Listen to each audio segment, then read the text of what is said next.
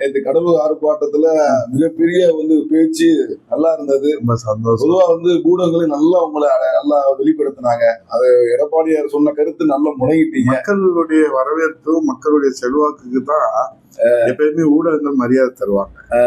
புரட்சி தமிழர் எடப்பாடியார் மக்களுடைய லைஃபா, மக்கள் கொடுக்குற லைக்கா அப்படின்னு நல்லா சொன்னீங்க. அந்த கருத்துக்கள் நல்லா இருந்தது. மக்களுக்கான லைஃப் தான் முக்கியம். அந்த மீனவர்களே நேற்று கேள்விப்பட்டது எடப்பாடியாருக்கு பாராட்டு தெரிவிச்சாங்க. பரவாயில்ல, இந்த உரிமை குரலா அதாவது சட்டமன்றத்துல அதிமுகவுக்கு எத்தனாவது இடம்ன்றது முக்கியம் இல்ல, மக்கள் மனசுல என்றைக்குமே எடப்பாடியார் தான். உண்மைதான், உண்மை. அது நேற்று வெளிப்பாடு தெரிஞ்சதுதான். பாத்தீங்கன்னா இன்னைக்கு களத்துல முதல் ஆளாக புரட்சி தமிழர் எடப்பாடியார் அவர்கள் மீனவ மக்கள் நமக்கு வாக்களித்தாங்களா, வாக்களிக்கலையா, நமக்கு ஆதரவு இல்லையா, அவங்களுக்கு ஒரு ஆபத்துனா அதிமுக களத்துல நிக்கும், உங்களோட கைகோர்த்து நிக்கின்றத நேற்று நிரூபிச்சு காட்டினார் எடப்பாடியார்.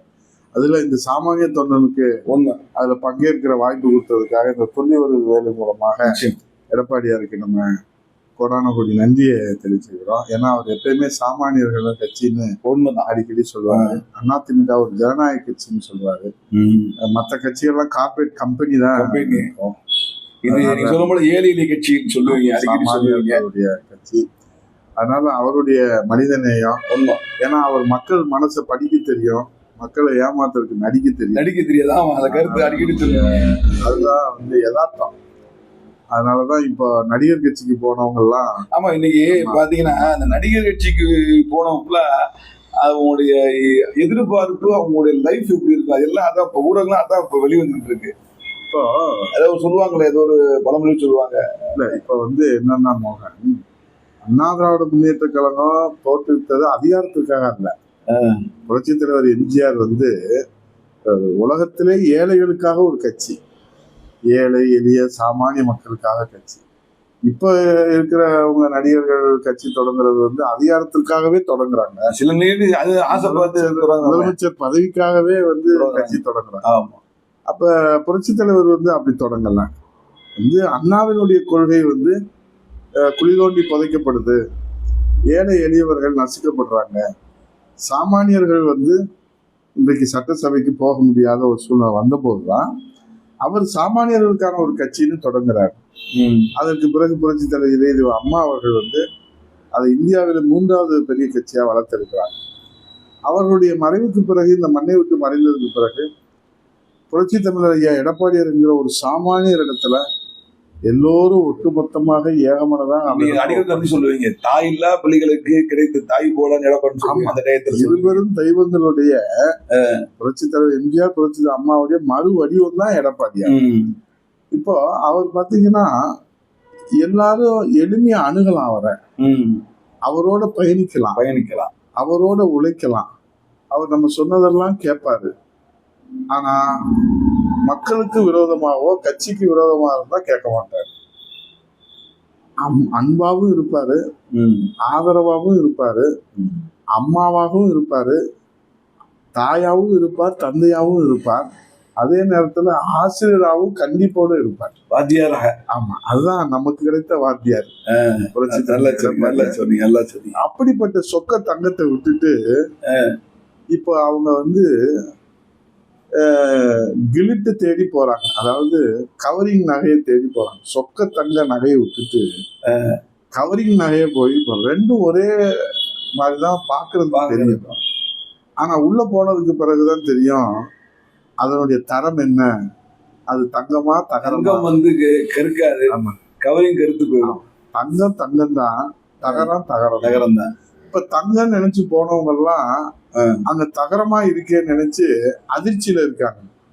அவங்க எல்லாம் இப்போ எங்களை போன்ற தொண்டர்கிட்ட பேசுறாங்க, எடப்பாடியார்ட்ட சொல்லுங்க, நாங்க மீண்டும் வர்றோம் அப்படின்னு சொல்றாங்க. நாங்களும் எடப்பாடியாருடைய கவனத்துக்கு சொல்றோம். அவரும் தாய் உள்ளத்தோட அரவணைச்சுக்கிறாரு. ஏன்னா அங்க பாத்தீங்கன்னா ஒரு கட்டமைப்பே கிடையாது, ஒரு எந்த விதமான கட்டமைப்பு இல்லை, ஒரு வழிகாட்டு நெறிமுறைகள் கிடையாது, எந்த விதமான வழிமுறைகளும் இல்லாத வழி தவறி போனவர்களுக்கு, அகதிகளுக்கு அடைக்கலம் கொடுக்குறோம் அப்படின்னு சொல்றாங்க. ஒருவேளை தாவேகா கட்சிய அகதிகள் கட்சி அப்படின்னு வேணா மாத்திக்கலாமான்னு யோசனை பண்ணா நல்லது. அது சொன்னா அவங்களுக்கு கோபம் வருது. அதிமுகவை சில பேர் சில காலங்கள்ல அபகரிக்க நினைச்சிருக்காங்க, அழிக்க நினைச்சிருக்காங்க. ஆனா அம்மாவுடைய ஆன்மாவும் சரி, புரட்சி தலைவருடைய ஆன்மாவும் சரி, இந்த இயக்கத்தை பாதுகாப்பு அரணா காத்து வர்றாங்க. அதனால நான் இப்ப இந்த சனிக்கிழமை தோறும் பனையூருக்கு காவடி தூக்குறது இப்ப குறைஞ்சு போச்சு. பனையூர் அலுவலகத்தை பூட்டிட்டாங்க. ஏன்? ஆள் வந்தா தானே திறக்க முடியும். அவங்க திறந்து வாசப்படிலாம் போட்டு மேட்டு கிட்டலாம் பிரிச்சு தயாரா ரெடியா வச்சிருந்தாங்க. 2 வாரம் போச்சு படம். 3வது வாரத்துல ஊத்திக்கிச்சு. அந்த பனையூர் படமாவது 2 வாரம் ஓடிச்சு. இந்த ஜனநாயக படம் 2 நாள்லயே ஊத்திக்கிச்சு. அதை நினைச்சுதான் அழுதுருப்பாங்களோ என்னமோ தெரியல. ஆனா தமிழ்நாட்டு மக்களும் அதிர்ச்சி ஆயிட்டாங்க. படத்தை பார்த்து அழுகுறாங்க. அமைச்சர்கள் விஜய் செத்து போயிட்டாரோ அப்படின்னு அழுகுறாங்க. அப்ப அவர் உயிரோடு இருக்கணும். நல்ல தவறா யாரும் நினைச்சுக்க கூடாது. அவர் நீண்ட ஆயுளோட நம்ம முதல்வர் இருக்கணும். என்ன இப்ப அப்படின்னு பார்த்தோம்னா, இந்த மூல செலவை செய்து 1-2 பேரை கூட்டிட்டு போனாங்கல்ல, அமைச்சர் பதவி தரேன், எம்எல்ஏ பதவி தரேன், சேர்மன் தரேன் அப்படின்னு போனாங்கல்ல. இப்ப போனவங்க எல்லாம் இருக்கிற மரியாதையும் போச்சு. அரசனை நம்பி புருஷனை கைவிட்ட அந்த இதான் கரெக்ட். அந்த ஒரு தத்துவம் பழமொழி. ஆண்டியை நம்பி ஆண்டவனை கைவிட்ட, அரசனை நம்பி புருஷனை கைவிட்ட கதையாக, ஆண்டியை நம்பி ஆண்டவனை கைவிட்ட கதையாகத்தான் திரிசங்கு நிலையில இலவு காத்த கிளியாக நடிகர் கட்சிக்கு தாவேகா கட்சிக்கு தாவியருடைய அதிமுக அகதிகளுடைய நிலைமை இப்ப திரிசங்கு. அதுல கூட அந்த வாரியத்துல எல்லாம் பாத்தீங்கன்னா அவங்களுக்குள்ள ஆழ்ந்த முறையில யாரு போனாலும் வாரியத்துல நான் கஷ்டப்பட்டு என் கட்சியை கொண்டு வந்து என் கட்சியில இருக்கிறவங்களுக்கு வாரிய தலைவர் கொடுப்பேன்னா, நீங்க நான் முதலமைச்சர் ஆனதுக்கு அப்புறம் அதிகாரத்தை பயன்படுத்திக்கலான்னு வந்தீங்கன்னா, இப்ப ஒருத்தர் போய் பிரியாணி எல்லாம் போடுறாரு. ஆமா, ஊருக்கு போடுறாரு. அதிமுக சம்பாதிச்ச காசை வச்சு தாவேகா கட்சியில போய் பிரியாணி போடுறாரு. என்ன புண்ணியம் பாருங்க அவருக்கு. இந்த புண்ணியம்லாம் அவருக்கே சேரட்டும்.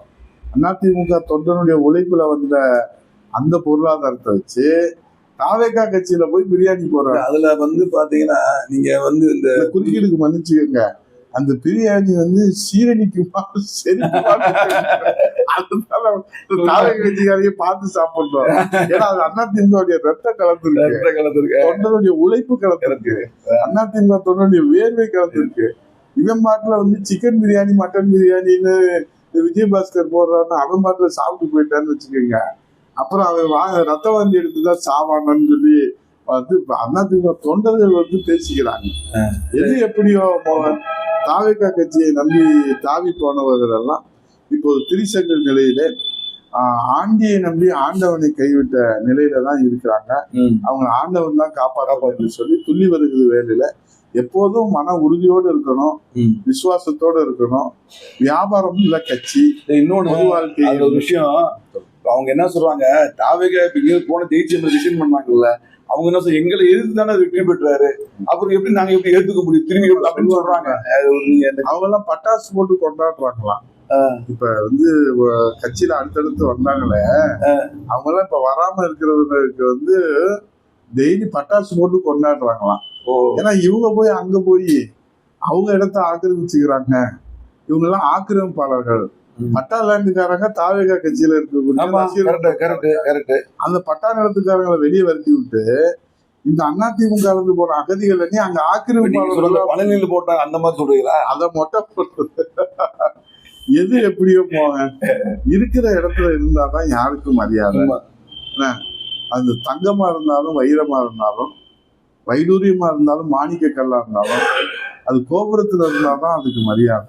குப்பையில இருந்தா அந்த மாணிக்கத்துக்கும் மரியாதை கிடையாது, வைரத்துக்கும் மரியாதை கிடையாது, தங்கத்துக்கும் மரியாதை. அதே தங்கமா இருந்தவங்க இப்ப தகரமா போயிட்டாங்க. பொறுத்திருந்து பார்ப்போம். புரட்சி தமிழர் எடப்பாடியார் தாயுள்ளத்தோடு அவர்கள் அனுமதிப்பார்கள்.